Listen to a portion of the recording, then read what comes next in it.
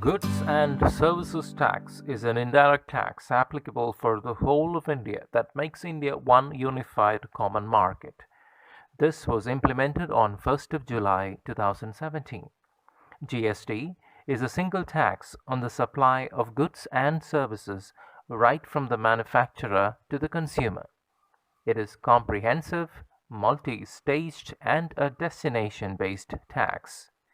GST has subsumed existing tax options like central excise law, service tax law, value-added tax, entry tax, and octroi. GST is expected to bring in a transparent and corruption-free tax administration, removing the existing shortcomings in indirect tax structure. GST is business-friendly as well as consumer-friendly. Also, GST puts India in a better position to negotiate its terms in the international trade forums. Goods and Services Tax is expected to make the Indian market more stable, competitive, and customer-friendly. GST tax rates for goods and services vary based on each category or slab they fall into. Gold comes in the 3% slab, whereas diamonds are in the 0.25% slab. 0, 5, 12, 18 and 28% are the general slabs into which a majority of goods and services in India are classified based on GST. 0% is applicable for fruits, milk, fresh vegetables, salt, etc. 5% is applicable for sugar, edible oil, tea, spices, baby food and fertilizers.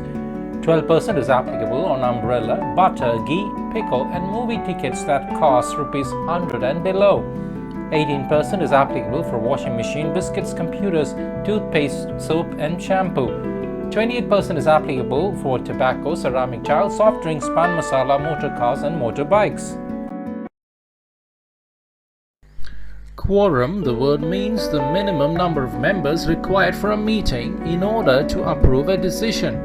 In GST, when the word quorum is used with reference to council meetings, it would refer to the following. For the GST Council to hold a meeting, a minimum of 50% attendance is required. For a decision to be approved, 3/4 majority is required from the meeting, that is 75%. This is how it would split up. 1/3 weightage of vote is applicable from the central government's part and 2/3, that is 2/3, weightage from the state government's part. That's all about quorum with respect to GST.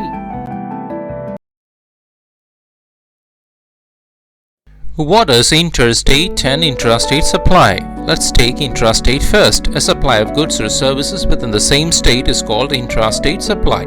When a business transaction happens within the same district or from one district to another but within the same state, the term intrastate supply is applicable.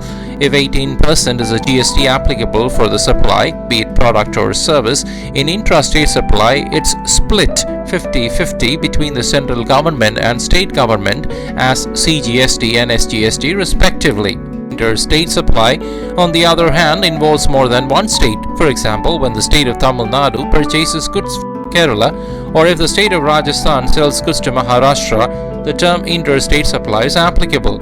If 18% is a GST applicable for the supply, be it goods or services, it's not split, but the 18% tax is allotted as such to IGST. A bill of supply is a document issued by GST-registered businesses in place of a tax invoice. It is used mostly by composition vendors and businesses dealing with exempted goods. A bill of supply is issued when GST is not applicable on a transaction or when GST is not to be recovered from the customer. Input tax credit (ITC) cannot be claimed on the basis of bill of supply. A bill of supply must have name, address and GST-IN of the supplier. The bill of supply number should not exceed 16 characters. The date of issue. If the recipient is registered, then the name, address and GST-IN of the recipient and the HSN code for goods or SAC code for services.